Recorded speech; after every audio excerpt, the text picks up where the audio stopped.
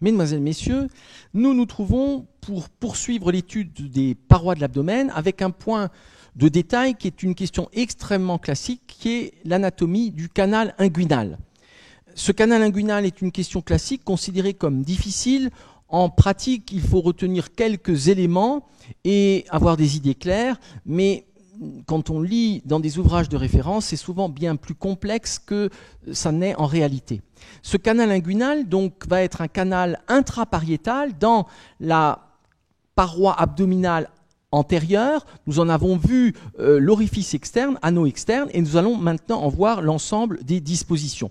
Nous pouvons faire un premier petit schéma ici de rappel de cette paroi abdominale en plaçant les contours ici de la paroi jusqu'à l'épine iliaque antérieure et supérieure, la région glutéale, puis nous allons trouver ici le pli inguinal avec la symphyse pubienne, et entre les deux, nous avons le ligament inguinal qui est tendu, ligament inguinal, je vous rappelle, qui est le renforcement, le bord inférieur de l'aponévrose de l'oblique externe de l'abdomen. Puis nous allons trouver la ligne blanche avec l'ombilique qui se projette au niveau de L4, ombilique, omphalos en grec, repère important, sommet de la crête iliaque, bifurcation aortique. Sous l'ombilique, c'est la partie linéaire de la ligne blanche, c'est-à-dire que les deux muscles droits sont très proches l'un de l'autre, on aura très peu de hernie à ce niveau, et au-dessus, en revanche, partie rubanée de la ligne blanche, il peut y avoir là des orifices de manière congénitale ou acquise qui permettraient des hernies. Nous avons vu cela donc avec déjà plusieurs reprises avec l'étude des muscles. Nous avons ici les contours de la gaine du muscle droit de l'abdomen, qui occupe à peu près la mi-largeur, mais ce muscle vient se rétrécir vers le bas pour se terminer sur le pubis. Et nous avons là cette gaine du muscle droit de l'abdomen, constituée pour ses feuillets antérieurs par les tendons de l'oblique externe et de l'oblique interne. Sous le niveau du promontoire, ce sont les tendons des trois muscles larges que nous allons trouver. Puis nous aurons l'angle charnu de l'oblique externe qui est ici à hauteur de l'épine iliaque. C'est donc, voici cette région ici charnue. Et la digitation venant de la 9e côte qui forme l'angle charnu va être à l'origine des fibres tendineuses qui constituent l'anneau inguinal superficiel. Ceci, c'est un rappel donc des éléments que nous avons vus de manière détaillée avec le cours sur les points faibles de la paroi abdominale. Et nous avions donc vu dans ces points faibles 1. L'ombilique, 2. La ligne blanche, 3. Le canal inguinal, et nous en avions placé ici l'orifice externe, qu'on appelle aussi anneau inguinal externe, qui est délimité par des fibres tendineuses de l'oblique externe de l'abdomen qui viennent s'écarter, formant ce qu'on appelle le pilier médial et le pilier latéral. Donc entre pilier médial et pilier latéral, nous avons ici cet anneau inguinal superficiel. Puis le pilier latéral et les fibres viennent ici participer à la constitution du ligament inguinal. Voici donc un canal dont nous avons évoqué l'orifice, qui est l'anneau inguinal superficiel. Et cet anneau inguinal superficiel a donc une forme elliptique et est constitué par l'écartement de fibres provenant de la 9e digitation du muscle oblique externe, avec ce qu'on appelle le pilier médial et le pilier latéral. Donc voici cet anneau inguinal superficiel, pilier médial, pilier latéral, bien sûr on poursuit ensuite, et nous avons à la partie haute ici des fibres arciformes qui viennent réunir les deux côtés. Donc c'est un anneau purement fibreux qui d'une part peut être surdimensionné de manière congénitale et donc favoriser des hernies, et qui d'autre part, étant du tissu fibreux, peut venir se déchirer. C'est donc ici l'anneau inguinal superficiel, et nous avons là un canal, eh bien c'est l'orifice superficiel de ce canal, anneau inguinal superficiel. Inguinal va donner aussi le nom de la région de l'aine, anneau inguinal superficiel. Alors, lorsque l'on regarde cette paroi abdominale, le canal va être oblique. Il va être oblique vers le bas et le dedans, mais aussi de l'arrière vers l'avant. Si je représente ici, de nouveau de façon maintenant très agrandie, cette région, voici le ligament inguinal. Donc l'anneau est bien sûr au-dessus du ligament inguinal. Et nous avons ici l'anneau inguinal superficiel, avec les fibres arciformes. Et dans l'épaisseur de la paroi, nous allons avoir le canal lui-même, qui est oblique vers le bas et le dedans.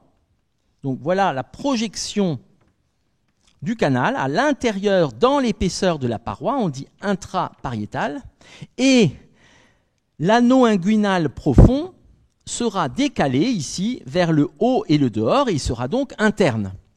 Donc voici ces éléments sur une vue antérieure où l'on projette eh bien, ce canal dans l'épaisseur de la paroi abdominale constituée par les muscles larges.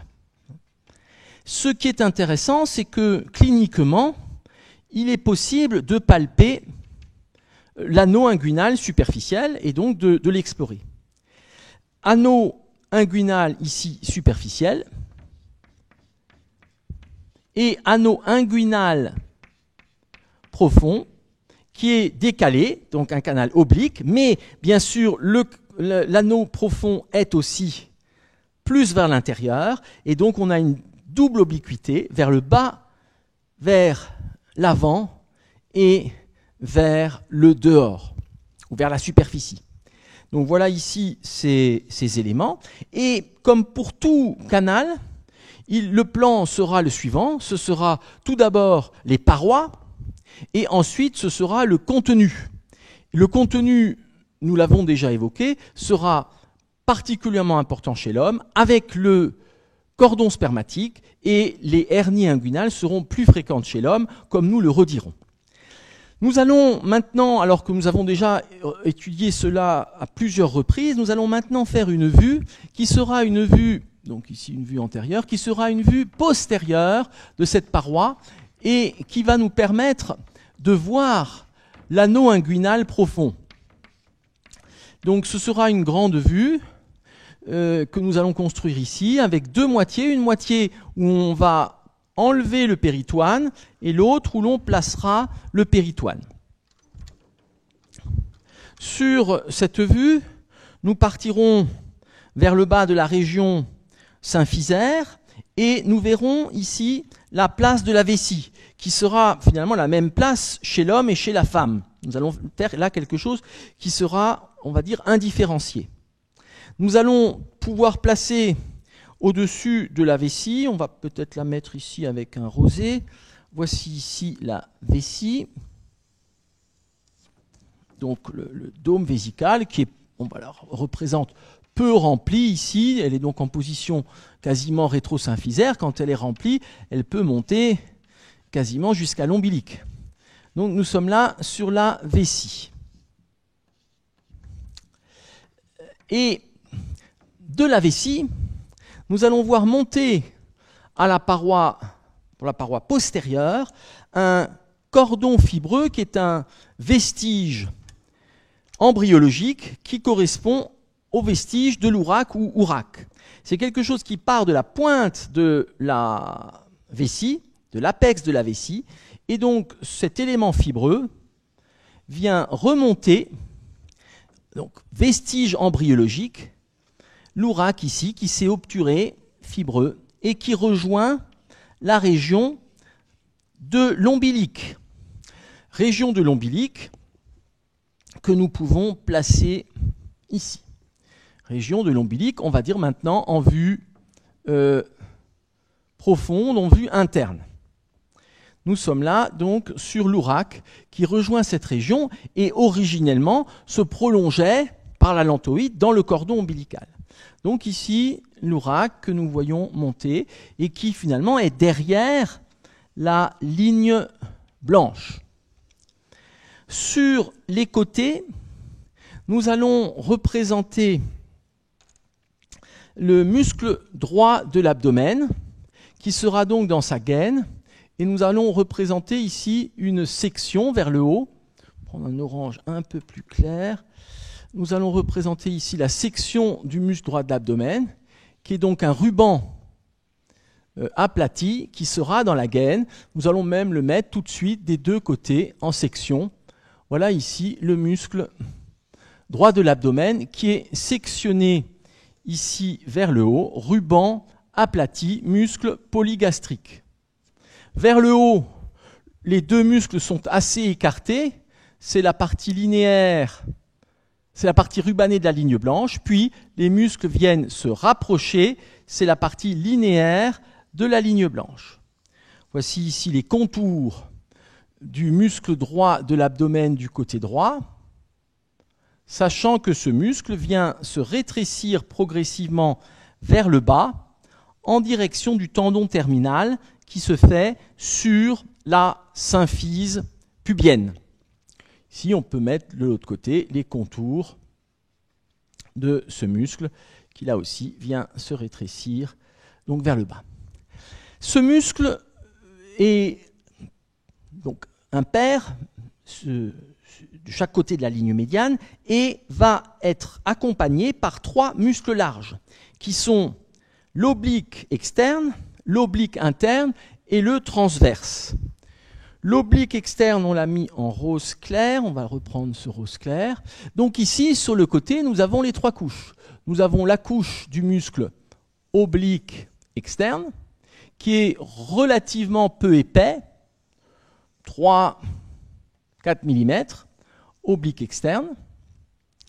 Puis nous avons, alors on n'aura peut-être pas conservé tout le temps les mêmes couleurs, ce qui n'est pas obligatoirement idéal, mais nous avons ensuite le muscle oblique interne, que je vais mettre ici en bleu, qui lui est la deuxième couche et qui est plus épais, 5 à 6 mm, voire plus chez des sportifs.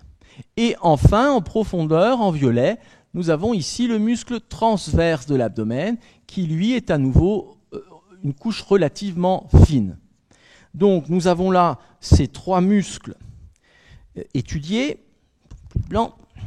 Voici ici l'oblique externe, l'oblique interne et le transverse. Ces muscles vont donner naissance au tendon qui est aplati et qui vient constituer le feuillet antérieur de la gaine du droit de l'abdomen, c'est-à-dire, nous l'avons étudié, c'est-à-dire ici l'oblique externe et la division antérieure de l'oblique interne. Puis nous trouvons un feuillet postérieur qui est constitué par la division postérieure de l'oblique interne et l'aponévrose du transverse. Donc voici ici la section de la gaine du droit de l'abdomen telle que nous l'avons étudiée. Nous sommes là sur ce muscle droit de l'abdomen qui est donc dans sa gaine. Entre les deux côtés, c'est donc la ligne blanche avec la partie rubanée que nous trouvons à ce niveau-là. Ligne blanche entre les deux côtés et la partie rubanée de la ligne blanche. Nous allons placer ici l'ensemble de la gaine et pouvoir rappeler qu'à partir du niveau du promontoire, les trois feuillets aponévrotiques passent en avant du droit de l'abdomen. Niveau du promontoire, c'est-à-dire bord antéro-supérieur du sacrum, bord antéro-supérieur de la première vertèbre sacrale. À partir de ce niveau-là, les 3 feuillets passent en avant, ce qui fait qu'il n'y a plus de gaine en arrière du droit, il n'y a plus que le fascia transversalis et du péritoine. Et le fait que les 3 tendons passent en avant vient se voir très nettement, puisqu'il n'y a plus de tissu tendineux en arrière, et ceci vient former une arcade qu'on appelait souvent autrefois arcade de Douglas. Donc cette arcade, au niveau du promontoire, eh bien, correspond au fait qu'ici, la gaine du droit de l'abdomen n'a plus de feuillet postérieur, et nous avons uniquement là essayez de trouver du vert, voilà, uniquement ici le feuillet du fascia transversalis. Donc voici ici la gaine jusqu'au niveau du promontoire. La gaine du muscle droit est donc constituée par ce feuillet postérieur. C'est l'aponévrose du transverse et la partie postérieure de l'aponévrose de l'oblique interne qui vient former cette gaine du droit de l'abdomen, et ceci est vrai jusqu'au niveau thoracique, jusqu'au niveau donc du processus xiphoïde et du rebord costal. Et à ce niveau-là, niveau du promontoire, eh bien, nous avons cet aspect caractéristique, et les 3 tendons viennent à présent passer en avant du droit de l'abdomen. Voici ici cet élément, et donc il n'y a plus de feuillet sous le promontoire, et donc sous le promontoire, nous voyons ici le muscle droit de l'abdomen directement. Il est juste recouvert par du fascia transversalis, on en redira un mot, et du péritoine. Mais le muscle est visible en quelque sorte par transparence. Voici ici les fibres verticales de cette partie terminale du muscle droit de l'abdomen. Sur les côtés, nous allons donc avoir le muscle le plus profond des 3 muscles larges, qui va être le muscle transverse, et que nous allons maintenant voir par la face interne. Nous allons tout d'abord placer sur le côté un repère important qui est le ligament inguinal. Donc ici on peut rajouter qu'il s'agit de la gaine du droit,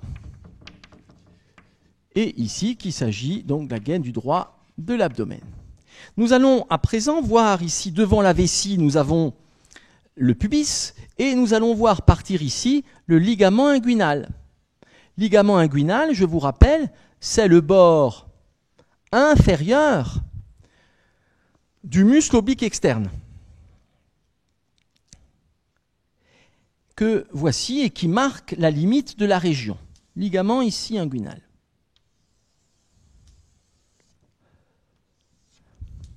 Nous allons voir sur cette face interne le muscle transverse et son bord inférieur qui est arciforme et qui vient ici donc être concave vers le bas, partie inférieure du muscle transverse, ici arciforme, et qui va venir participer au tendon qui constitue la gaine du droit de l'abdomen, et sous le niveau du promontoire, qui passe donc d'un point de vue tendineux entièrement en avant du muscle droit de l'abdomen. Voici ici cette section du muscle transverse, section du transverse, et puis on pourrait prolonger même sur le côté.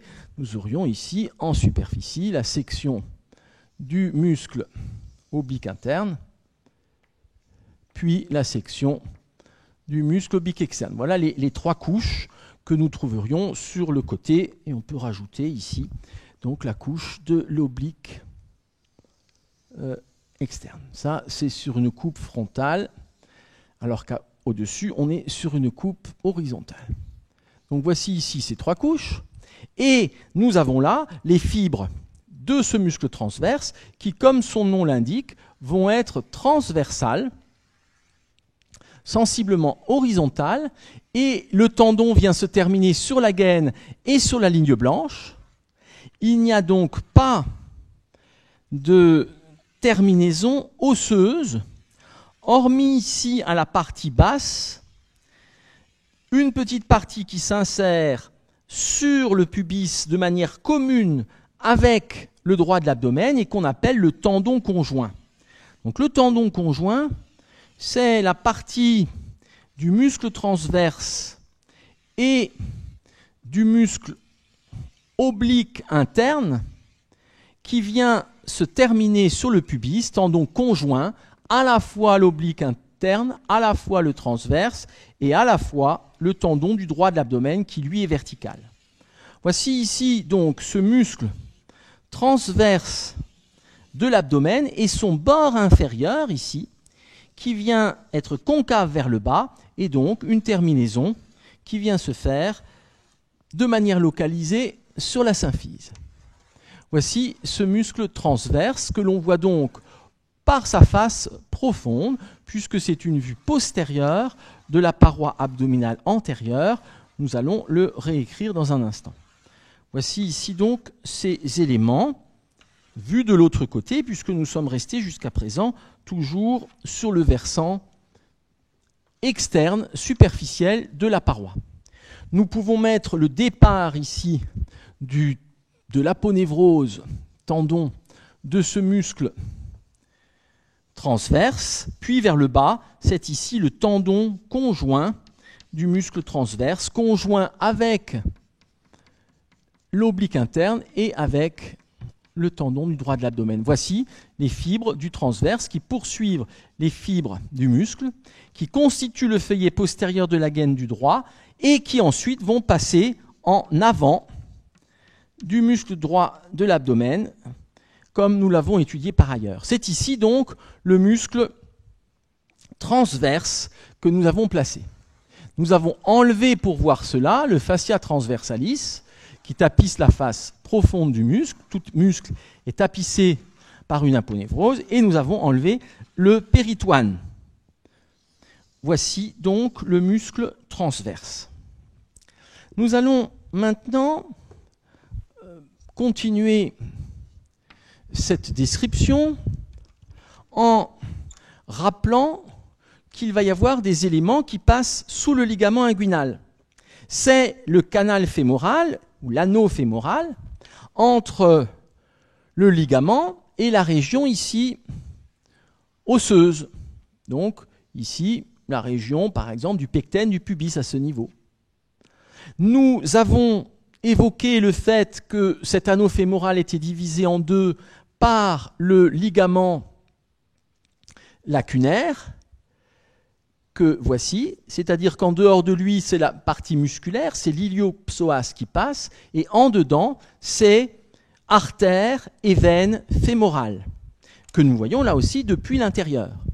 Donc, sous le ligament inguinal, nous voyons ici l'artère fémorale, qui est à peu près, donc on l'a dit, au milieu du ligament inguinal, artère fémorale, et nous voyons la veine fémorale qui est en dedans. Nous allons voir à présent un certain nombre de structures complémentaires, et tout d'abord un cordon fibreux qui sera de chaque côté, qui est un vestige de l'obturation des artères ombilicales. Il y a deux artères ombilicales, une artère ombilicale droite, une artère ombilicale gauche, et une seule veine ombilicale. Et ces veines, bien sûr, ces artères, bien sûr, viennent s'obturer lors de la ligature du cordon à la naissance. Et nous trouvons ici des cordons qui viennent passer globalement sur les bords de la vessie et converger vers l'ombilic. Voici ici ce vestige fibreux de l'artère ombilicale à droite et à gauche. Donc vestige fibreux de l'artère ombilicale droite et de l'artère ombilicale gauche qui viennent converger vers l'ombilic, ce qui est logique puisqu'elles étaient dans le canal ombilical, dans le cordon ombilical. Vers le haut, nous trouvons une structure qui est également vestigiale, qui correspond au ligament rond du foie. et le ligament rond du foie qui est ici postérieur par rapport à la ligne blanche et qui converge également vers l'ombilic. Ce ligament rond du foie est le vestige fibreux de la veine ombilicale et rejoint le foie avec lequel on l'étudie. Ligament rond du foie. Nous allons trouver ensuite, comme élément intéressant de la région, des branches vasculaires épigastriques inférieures, naissant de l'artère iliaque externe, ici. C'est la jonction entre l'iliaque externe et l'artère fémorale. Le changement de nom, c'est le ligament inguinal. Nous allons trouver l'artère épigastrique inférieure qui va converger vers la gaine du muscle droit et s'engager dans la gaine du muscle droit. Nous avons évoqué ces artères de la paroi. C'est ici une artère importante qui va venir s'anastomoser avec l'artère épigastrique supérieure qui vient de l'artère thoracique interne, donc qui a cheminé dans à la face postérieure du plastron sternocostal, donc de la paroi antérieure du thorax. Voici ici cette artère épigastrique inférieure qui va ensuite remonter verticalement dans la gaine du droit pour le vasculariser. Et bien entendu, cette artère est donc juste sous le fascia transversalis et le péritoine et se voit bien. Et elle va être accompagnée par une ou deux veines épigastriques inférieures que je représente ici et qui viennent se drainer dans la région de la veine iliaque externe, jonction veine iliaque externe, veine fémorale. Voilà le pédicule vasculaire épigastrique inférieur qui remonte ensuite donc verticalement ici dans la gaine et que l'on retrouverait ici vers le haut venant s'anastomoser avec les branches épigastriques supérieures qui viennent de la thoracique interne qui elle-même vient de l'artère subclavière. Nous sommes là bien sur une vue postérieure de la paroi abdominale dans sa partie inférieure pour comprendre les régions du canal inguinal et aussi les bases des interventions ou les difficultés des interventions à ce niveau.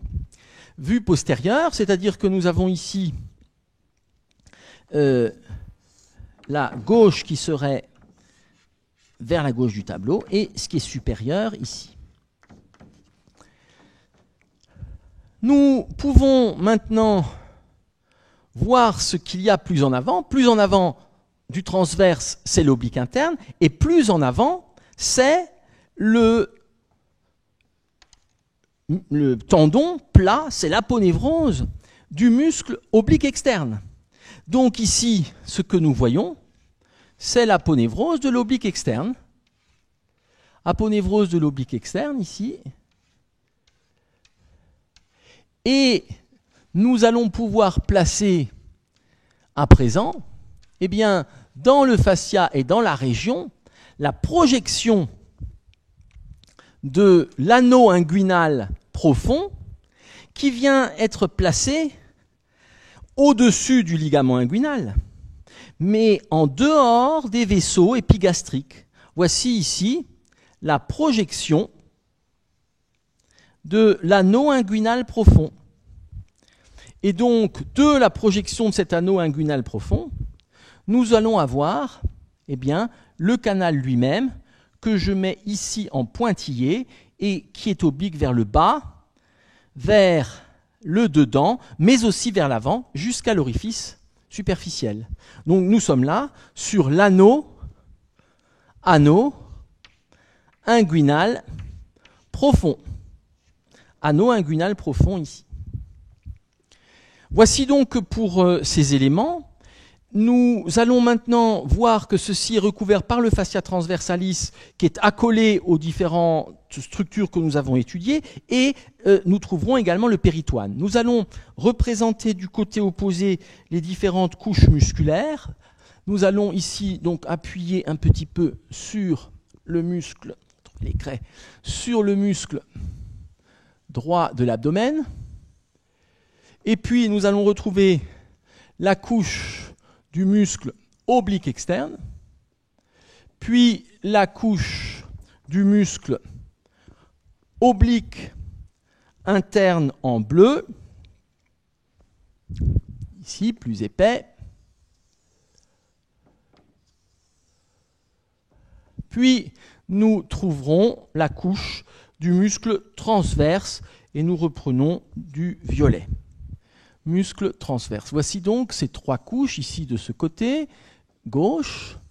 Nous allons retrouver la constitution de la gaine du droit avec l'oblique externe qui forme le feuillet antérieur, plus la division antérieure de l'oblique interne, division postérieure de l'oblique interne qui forme le feuillet postérieur de la gaine, puis ici le transverse qui vient également participer au feuillet postérieur de la gaine. Nous allons à présent rajouter le fascia transversalis, qui est donc le fascia profond, qui tapisse l'ensemble.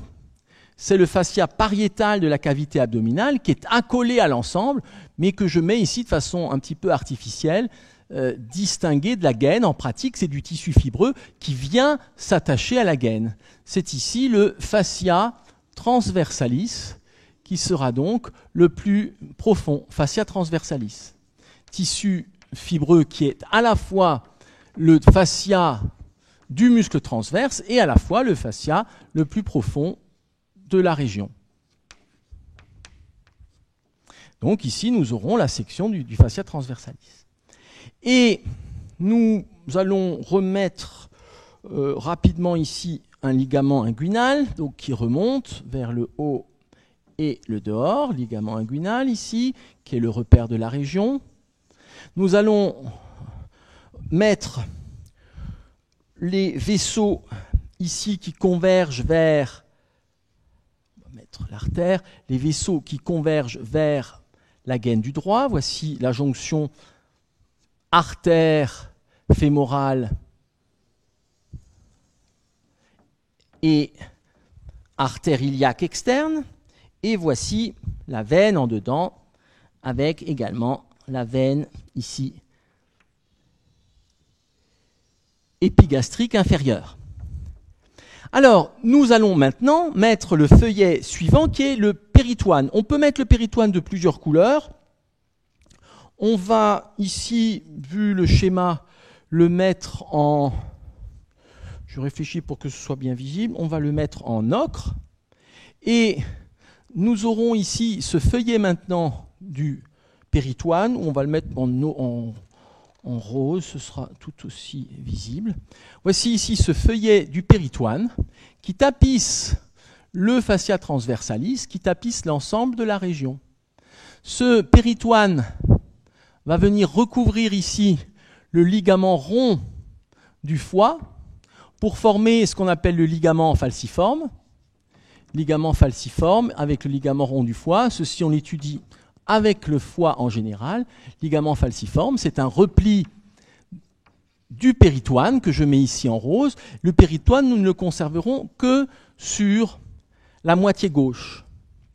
Nous verrons dans le relief du péritoine qu'il y a là le bord du muscle droit de l'abdomen. Ceci forme une sorte de relief, bien sûr, c'est le sillon latéral du ventre. Mais surtout, nous allons trouver dans ce péritoine qui est comme une espèce de nappe, c'est donc une séreuse, c'est une membrane épithéliale très fine, translucide, vascularisée, mais très fine, comme une nappe, presque un papier à cigarette, et qui vient être soulevée par les différents éléments. Donc nous avons coupé ici le péritoine et nous le voyons soulevé par le ligament rond du foie, c'est le ligament falciforme, ça va vers le foie. Puis nous voyons ici que le péritoine va être soulevé par le vestige fibreux ou par l'ouraque ici, qui est impair et médian et qui soulève, puisque c'est un cordon, qui soulève le péritoine. Voilà, le péritoine soulevé, et nous aurons coupé le péritoine pour voir la moitié droite. Nous allons voir que cette espèce de drap, cette espèce de nappe, va être soulevée également sur le côté par le vestige fibreux de l'artère ombilicale, puisque c'est aussi un cordon. Donc il y a là, de nouveau, quelque chose en relief, et le péritoine qui est accolé suit ce relief. Puis enfin, il y a des éléments qui soulèvent le péritoine, qui correspondent ici au pédicule épigastrique inférieur, artère et veine épigastrique inférieure. Donc même s'il y a le fascia transversalis, même si c'est beaucoup moins bien visible que ce que nous avons vu en enlevant le fascia et en disséquant, eh bien, le fait qu'il y ait ces éléments soulevés, ça va être des repères en chirurgie, notamment en chirurgie cœlioscopique, quand on regarde dans la région. Donc, le péritoine vient ici former 3 plis, plis du péritoine pariétal, c'est le pli ombilical médian, qui est donc sur la ligne médiane impaire, qui rejoint l'apex de la vessie jusqu'à l'ombilic, pli ombilical médian, on est au milieu. Puis, nous allons trouver de chaque côté un pli ombilical médial. Le pli ombilical médial est formé par le vestige fibreux, par le cordon du vestige fibreux de l'artère ombilicale. Puis nous trouvons le pli ombilical latéral, qui est formé par les vaisseaux épigastriques inférieurs. Ensuite, ils rentrent dans la gaine, mais ils viennent converger vers l'ombilic. Donc, pour le péritoine, pli ombilical médian, pli ombilical latéral et pli ombilical médial entre les deux. Entre ces cordons soulevés, eh bien, il y a des fossettes. C'est-à-dire que là, entre le péritoine vient au contraire se placer en dépression, en creux, et vient constituer ici une première fossette qui sera juste au-dessus de la vessie. Puis nous trouverons une fossette qui sera ici entre le pli ombilical médial et le pli ombilical latéral. Donc, voici ici cette succession de fossettes caractéristiques entre les plis. Donc entre les plis, nous avons ici des fossettes ou fosses. Et puis sur le côté ici, eh bien là nous allons arriver sur le péritoine qui sera maintenant lisse et qui va tapisser la face profonde de la paroi abdominale et des muscles larges, en l'occurrence ici du transverse. Donc là il n'y a plus de plis par la suite, c'est le péritoine pariétal que nous voyons. Et nous sommes là dans la cavité abdominale, où il y a un petit peu de liquide péritonéal qui permet aux viscères de glisser. Péritoine pariétal ou feuillet pariétal du péritoine confère aussi les cours d'anatomie générale que nous avons fait, soit sur l'appareil digestif, soit sur les séreuses. Voici ici ce péritoine pariétal de la paroi abdominale antérieure. Nous allons reprendre ceci donc en résumé en décrivant l'ensemble de cette vue. C'est ici une vue postérieure de la paroi abdominale antérieure, où nous avons enlevé le fascia transversalis et enlevé le péritoine du côté droit. Du côté gauche, nous avons conservé le péritoine, où nous voyons donc que les différents cordons que nous avons évoqués viennent former le pli ombilical médian aurac, pli ombilical médial, vestige fibreux de l'artère ombilicale, pli ombilical latéral, les vaisseaux épigastriques inférieurs, artères et veines.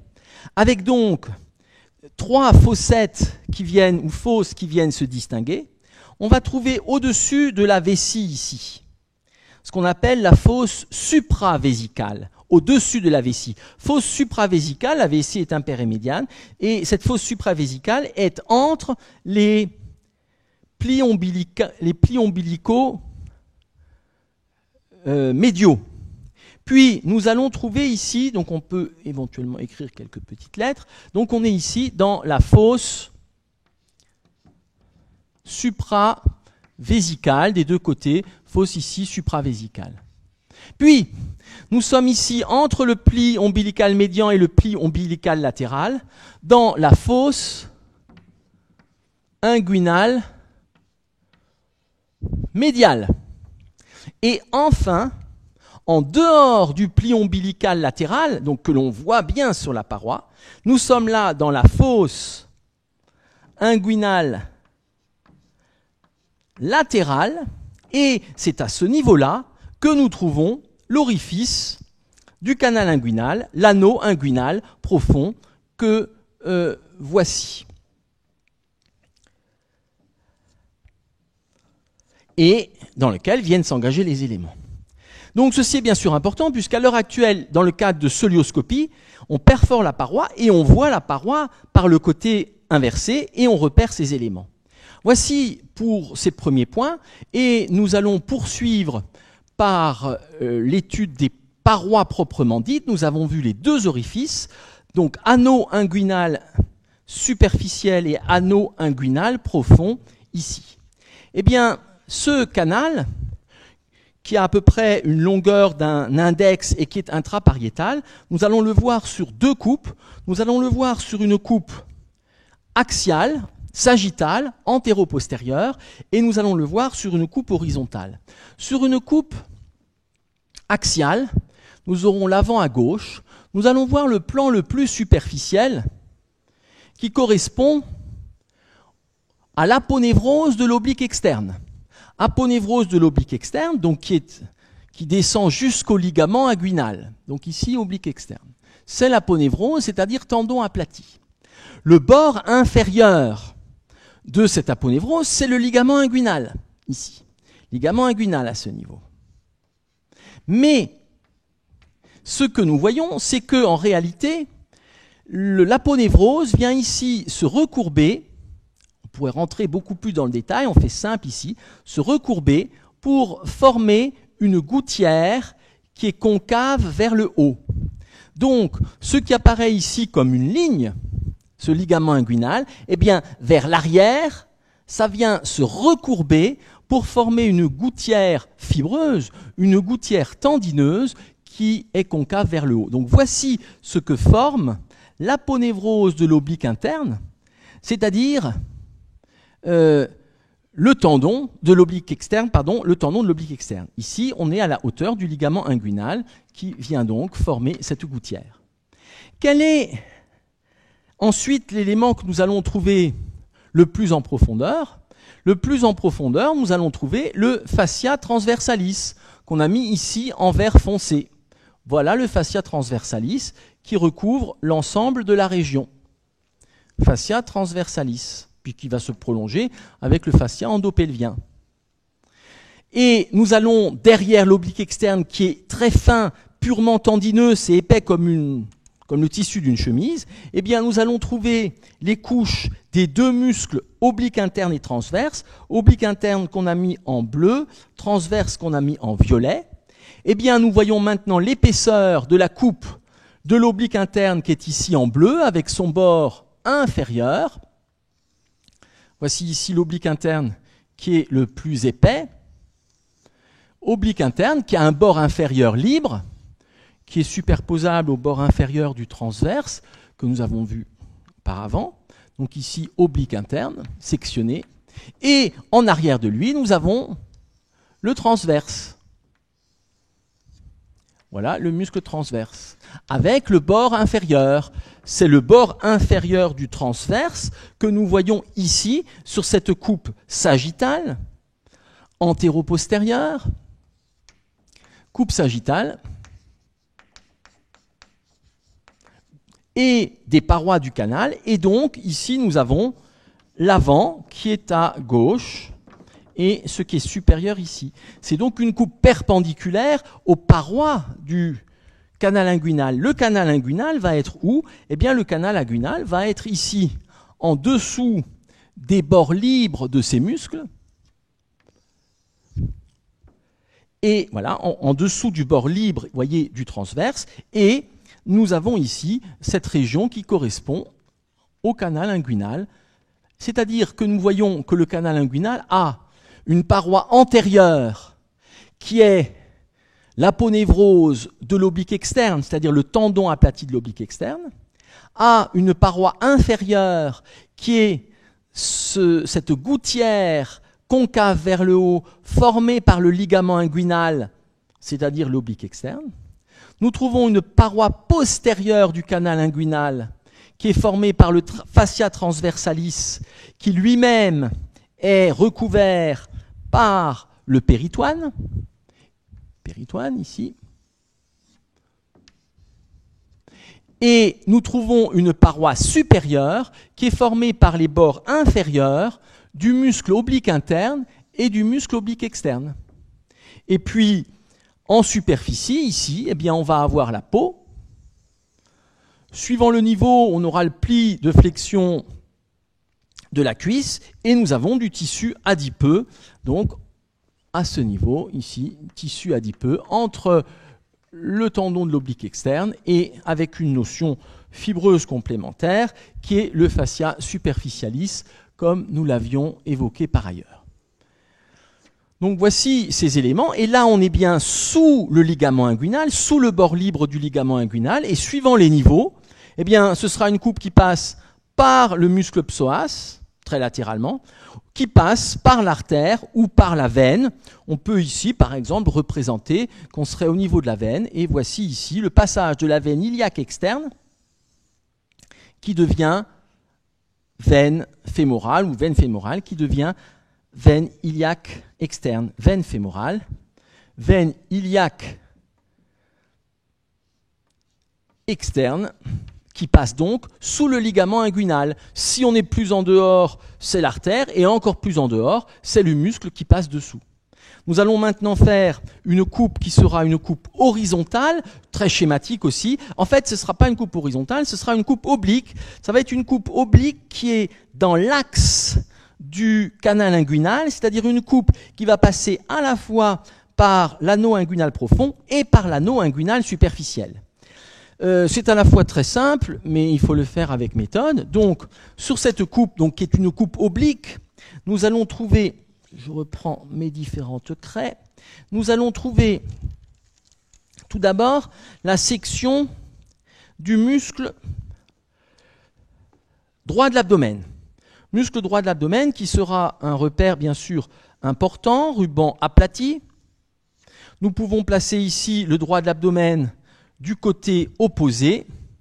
Donc ici, section du muscle droit de l'abdomen sur une coupe qui paraît de type horizontal et, je vous l'ai dit, qui est en fait une coupe oblique qui passe par les orifices internes profonds et externes superficiels. Nous avons ensuite la gaine. Et à ce niveau-là, il n'y a que le feuillet antérieur de la gaine du droit. Nous sommes très bas. Donc il n'y a que le feuillet antérieur. Et ce feuillet antérieur, je vous rappelle, est constitué par les 3 tendons des muscles oblique interne, oblique externe et transverse. Voilà la gaine avec seulement son feuillet antérieur. Et nous trouvons en dehors ici de la gaine et du tendon du droit de l'abdomen, nous trouvons ici l'anneau inguinal superficiel.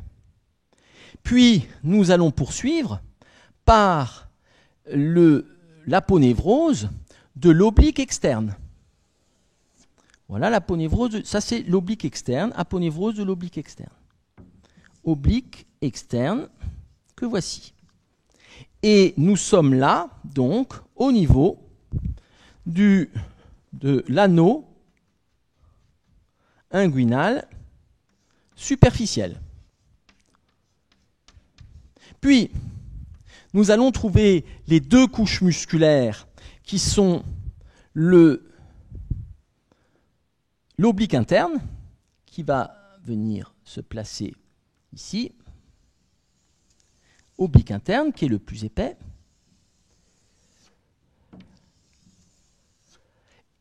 qui va ensuite donner le feuillet antérieur de la gaine du droit, puis nous trouvons le muscle transverse,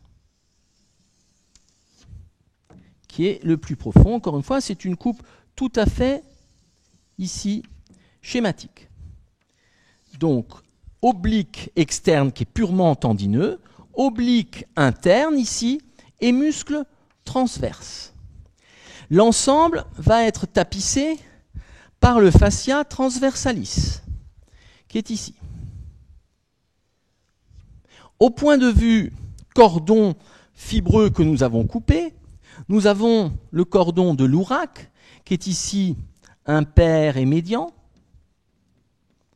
Puis nous avons le cordon ombilical latéral, qui sera placé ici à la partie latérale du muscle droit de l'abdomen. Puis nous aurons le pédicule épigastrique inférieur, qui sera lui à distance et que nous allons trouver ici avec artère et veine épigastrique inférieure. L'anneau inguinal profond est situé en dehors de l'artère, c'est-à-dire que l'anneau inguinal profond va être situé à ce niveau, en dehors des artères et veines épigastriques. Et voilà le fascia, ici, transversalis. Donc, fascia transversalis qui lui-même va être recouvert par le péritoine, que voici, en rose. Voilà le péritoine, qui est ici. Et ce péritoine, nous retrouvons donc les éléments que nous avons vus. Pli ombilical médian, l'ouraque, pli ombilical médial, pli ombilical latéral, en dehors, l'anneau inguinal profond. C'est ici donc la région de la fosse supravésicale, fosse supravésicale. Ici, c'est la fosse iliaque médiale. Ici, c'est la fosse inguinale latérale. Et donc, nous sommes là sur l'anneau inguinal profond.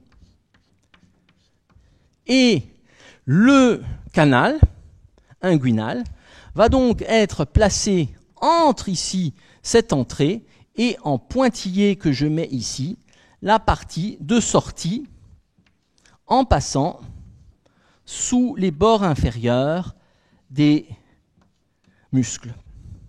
Donc voilà cette région du canal inguinal. Alors on peut même, éventuellement, plus que de le mettre en pointillé, on peut même se permettre de faire carrément une fenêtre pour être dans l'intérieur, c'est peut-être encore plus lisible à comprendre, pour être dans l'intérieur ici du canal, au lieu d'être sous le bord inférieur, eh bien nous ouvrons les éléments et nous pouvons finalement mettre les parois complètes, c'est une autre option. Voilà les parois complètes du canal inguinal. Depuis l'anneau inguinal profond jusqu'à l'anneau inguinal superficiel.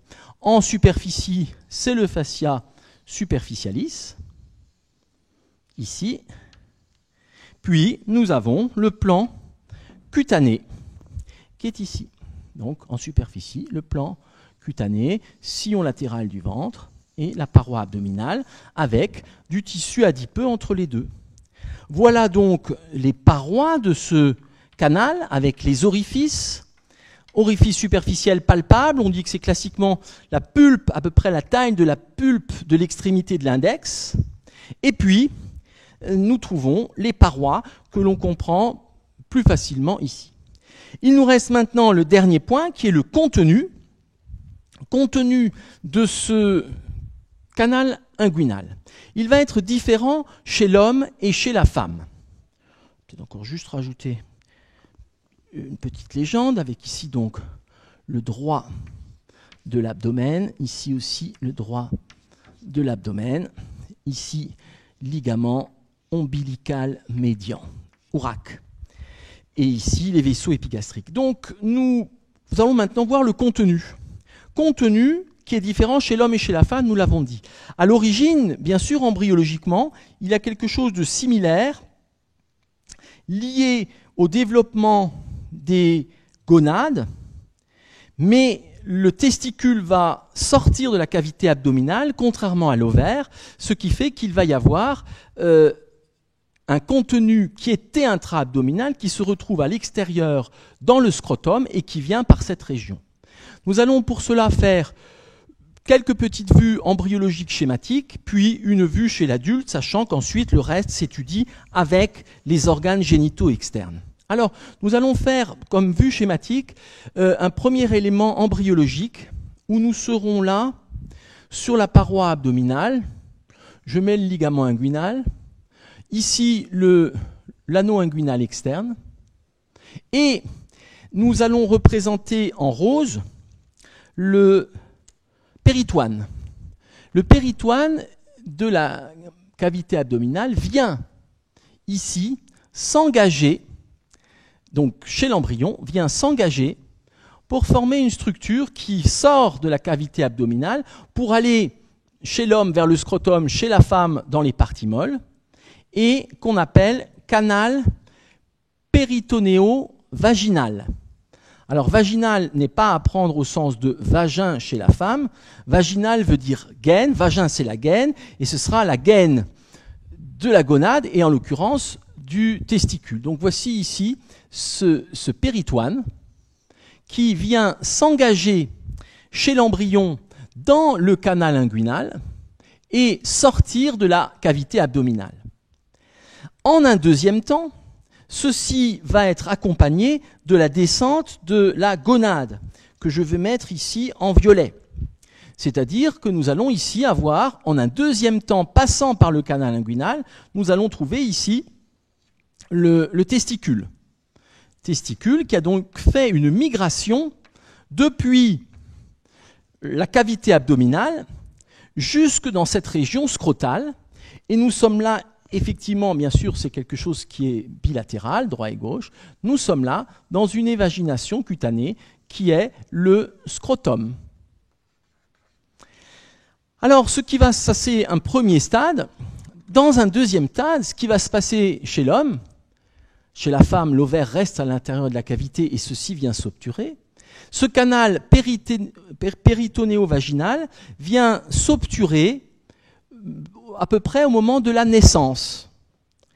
Alors, nous allons donc trouver la disposition suivante, c'est-à-dire que, au point de vue purement péritonéal, nous aurons ici la région donc scrotale et nous aurons ensuite ici le testicule qui sera entouré d'une séreuse qu'on appelle la vaginale testiculaire, qui est une expansion de la cavité péritonéale proprement dite, mais qui vient maintenant être isolée de l'ensemble et n'entoure que le testicule. C'est ici la vaginale testiculaire, donc, que l'on reprendra d'un point de vue description plus précise avec les organes génitaux externes, et nous sommes là au stade du canal péritonéo-vaginal. Canal péritonéo-vaginal.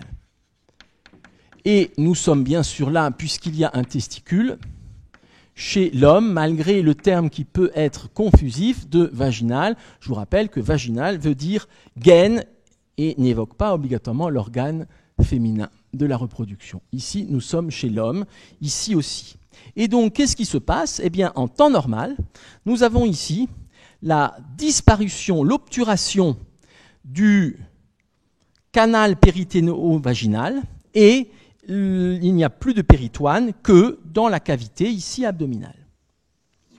Mais on comprend bien qu'il puisse y avoir des anomalies embryologiques et notamment que le canal péritonéo-vaginal reste perméable, ce qui va être source de hernie inguinale congénitale et où vous allez pouvoir avoir dans ces hernies, eh bien, avoir ici l'anneau inguinal et passage d'anse intestinale, anse intestinale qui viendra ici remplir la région du scrotum, donc donnant une masse scrotale. Le diagnostic est en général assez facile de hernie inguinale congénitale, et ceci venant accompagner le testicule qui reste dans la région scrotale.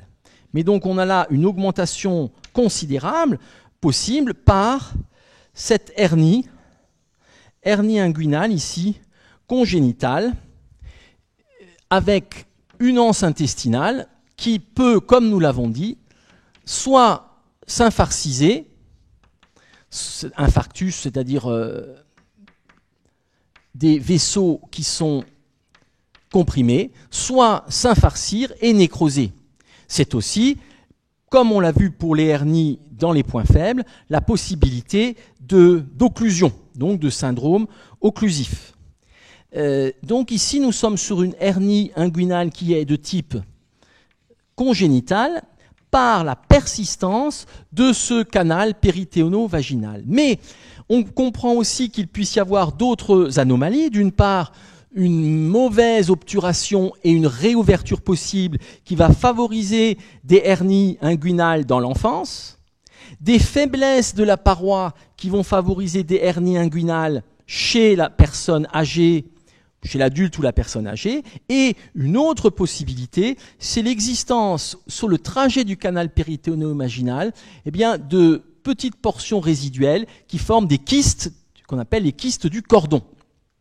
Donc ça, c'est simplement un petit point embryologique. Et au point de vue contenu, chez l'homme, nous allons trouver le cordon spermatique. Pour cela, je refais encore une dernière petite vue. Voici ici le ligament inguinal qui nous mène ici à la symphyse pubienne.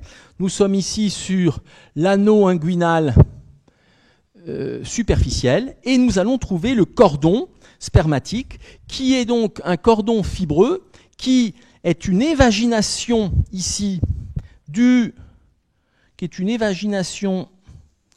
fascia transversalis.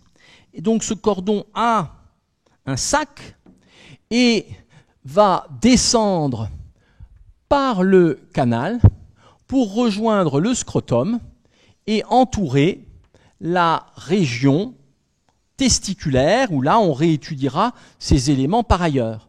Donc voici la région du cordon spermatique, puis du sac testiculaire. Donc ceci, nous l'étudierons avec les organes génitaux externes, mais c'est ici bien le contenu. Donc chez l'homme, le contenu, c'est le cordon spermatique. Ici, donc il y en a bien sûr un de chaque côté. C'est quelque chose qui est bien sûr bilatéral. Nous avons ici cordon spermatique et le sac testiculaire qui seront donc contenus dans la région ici cutanée qui est le scrotum. Donc que voici, avec, nous pouvons placer ici la racine du pénis qui serait dans cette région impaire et médiane. Nous avons ici donc ce contenu qui est le cordon spermatique et qui va présenter une épaisse couche fibreuse, mais aussi quelques fibres musculaires qui sont des prolongations du bord inférieur de l'oblique interne et que nous voyons ici en superficie du cordon spermatique. Voici ces fibres musculaires, prolongation du muscle oblique interne, et ces fibres musculaires s'appellent le muscle crémastère. Muscle crémastère, donc qui provient de quelques fibres de l'oblique interne qui accompagnent le cordon spermatique et qui vont être responsables, lorsqu'elles se contractent, d'une remontée des testicules. C'est le cas en particulier puisqu'il faut conserver une température testiculaire constante pour une bonne spermatogénèse. C'est le cas lorsqu'il fait froid. Les testicules remontent par la contraction du muscle crémastère. Si vous mettez vous baignez, vous mettez un pied dans l'eau, vous allez avoir la contraction du crémaster d'un côté, le testicule remonte, puis l'autre, le deuxième remonte. Ceci est exploré aussi en clinique par le réflexe crémastérien, où l'on gratte, souvent avec une petite aiguille, une allumette, la face interne de la cuisse et où en réflexe, on a la contraction du muscle crémaster et donc le cordon qui remonte. Donc contraction du muscle crémaster, ascension du testicule. Et nous sommes bien sûr ici sur ce contenu important du cordon spermatique chez l'homme. Et le dernier petit point que j'évoquerai sur le cordon spermatique, mais que nous verrons par ailleurs, c'est le contenu du cordon spermatique. On peut le présenter ici sur la coupe que nous avons faite. Donc ce serait là une coupe chez l'homme, où nous allons avoir ici le contenu du canal inguinal, qui est le cordon spermatique, avec ce sac fibreux du cordon spermatique, qui est entouré par quelques fibres qui viennent de l'oblique interne, et qui constituent le muscle crémaster.